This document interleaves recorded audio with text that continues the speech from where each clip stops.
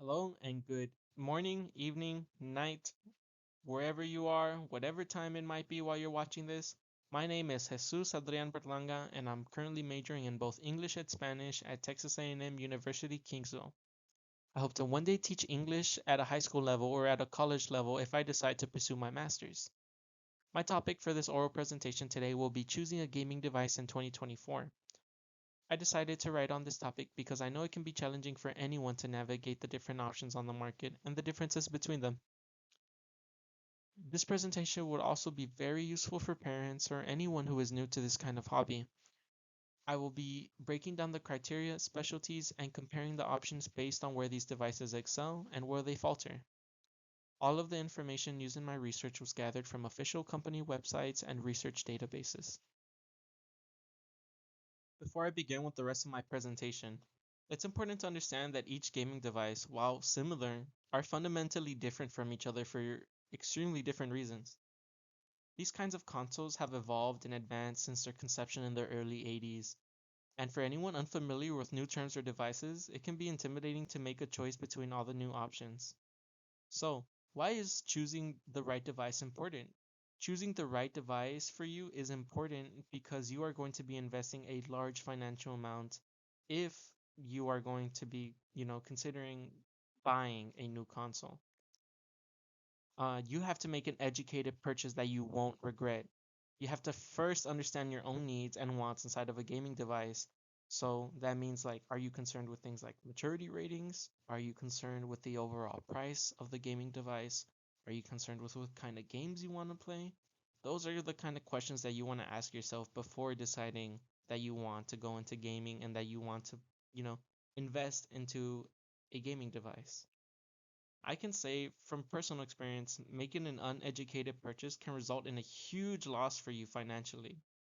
That's why it's important to know what kind of features you'd value over the other.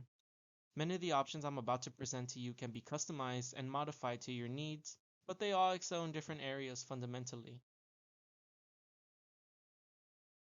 In order to evaluate and choose a best overall gaming device, we have to establish our criteria. There are five main points I will cover for each option. The first will be price. Price is one of the most important factors for the majority of people when considering buying a gaming device. This is because they can get pretty expensive. Even the cheapest option is $299 before tax. And if you don't game often, why would you want to spend 300, 500, maybe even more on something that you really wouldn't get use out of? The second criteria would be maturity ratings, and admittedly, this part of the list is more for parents who would feel more comfortable with games and social interactions that would be appropriate for their children.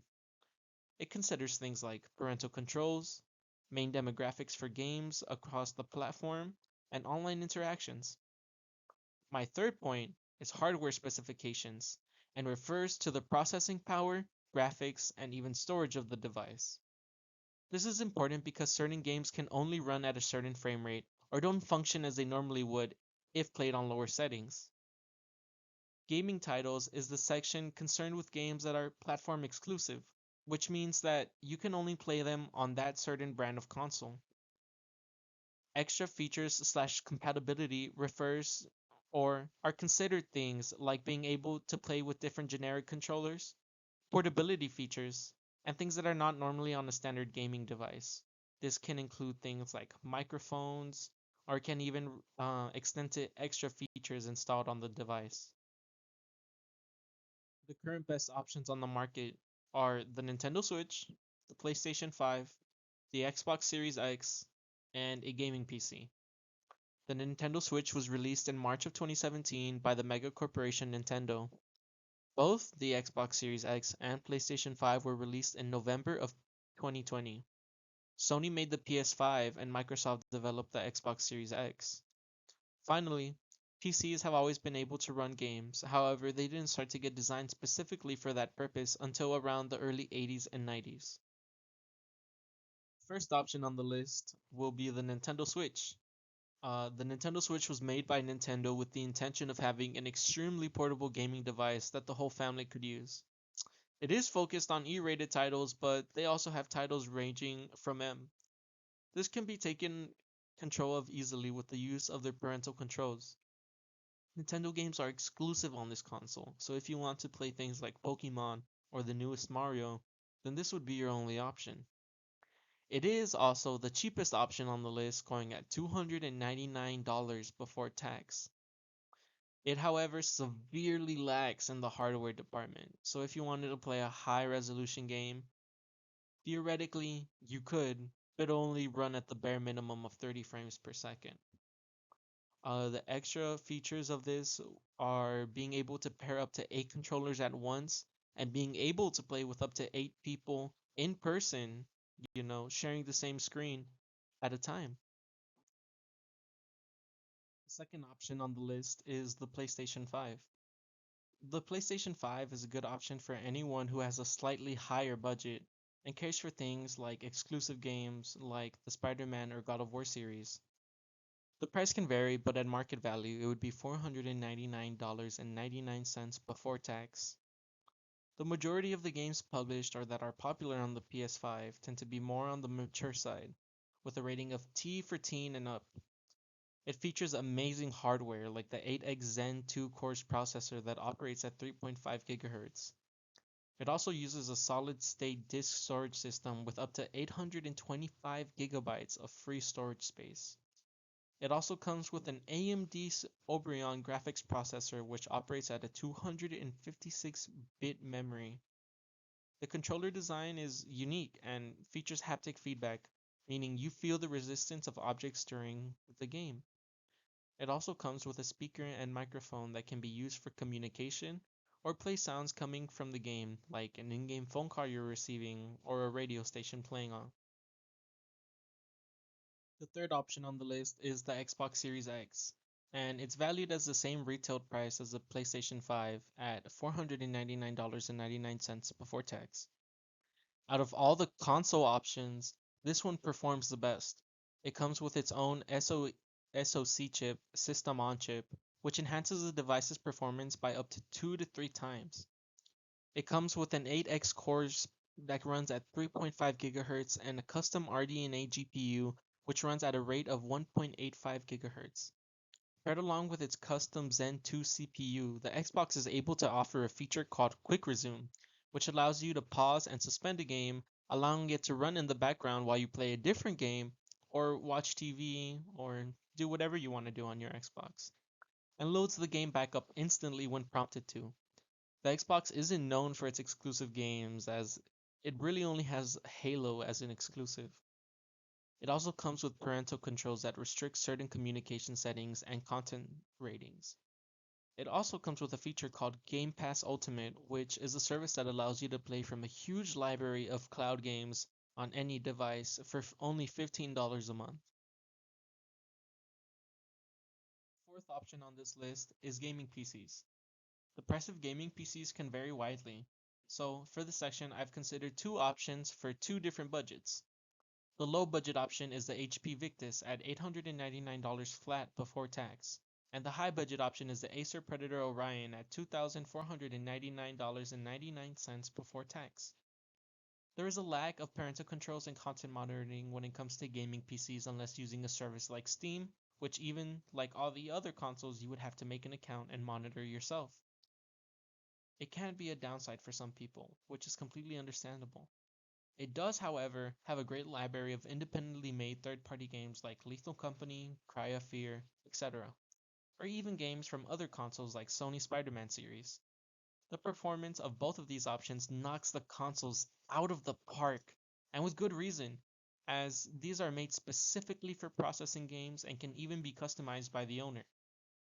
The HP Victus has a 512 GB solid-state drive memory system, and an AMD Radeon RX followed by its powerful Ryzen 7 processor. The Acer Predator Orion has a 13th gen Intel Core 7 processor and an NVIDIA GeForce RTX Ti graphics that will ensure that no matter the task, your PC will perform past the minimum specs.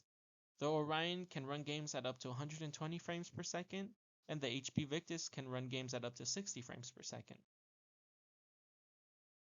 After looking at all our options and explaining each and every one, I've gone ahead and gone into Excel and made a quick little sheet comparing all the device's features and the specific criteria that we've been talking about today. You can see the 5 criteria on the left, and you can go ahead and see the specific specs and features for each console. Since I cannot possibly know each and everyone's specific desires and needs for their gaming consoles, the purpose of this slide is to go ahead and let you take a look at whatever you like and whatever you don't like. Everything is abbreviated and simplified for you so that you can come to your conclusion almost immediately. After making that compare and contrast in the last section, it's time to move on to our conclusion. As you can see, I made another Excel sheet, and this time, all of the consoles are ranked from 1 through 5 for each criteria, including price, maturity ratings, hardware specs, gaming titles, and feature/compatibility. 1 means the worst that they could perform, and 5 means the best. So first up, we have the Xbox Series X with a 3 in price, 4 in maturity ratings, 5 in hardware specs, a 2 in gaming titles, and a 3 in feature/compatibility. The Xbox Series X would be the gaming device for you to buy if you're concerned with hardware, maturity ratings, and price. PlayStation 5 received a 3 in price, a 3 in maturity ratings, a 4 in hardware specs, a 5 in gaming titles, and a 3 in feature/compatibility. PS5 would be the gaming device to buy for you if you were concerned with gaming titles, hardwares, and price. The Nintendo Switch received a 5 in price, a 5 in maturity ratings, a 2 in hardware specs, 5 in gaming titles, and a 4 in feature/compatibility. The Nintendo Switch is a console for you to buy if you're concerned with gaming titles, maturity ratings, and feature/compatibility and price. The Acer Predator Orion has a 2 in price, a 2 in maturity ratings, a 5 in hardware specs, and a 5 in gaming titles. And it received a 2 in feature/compatibility. The Acer Predator Orion would be the console for you if you're concerned with hardware, gaming titles, and feature/compatibility. The HP Victus received a 2 in price, a 2 in maturity ratings, a 2 in hardware, 4 in hardware specs, a 5 in gaming titles, and a 2 in feature/compatibility. The HP Victus would be the gaming device for you to buy if you're concerned with hardware, gaming titles, and price. Thank you and have a good day.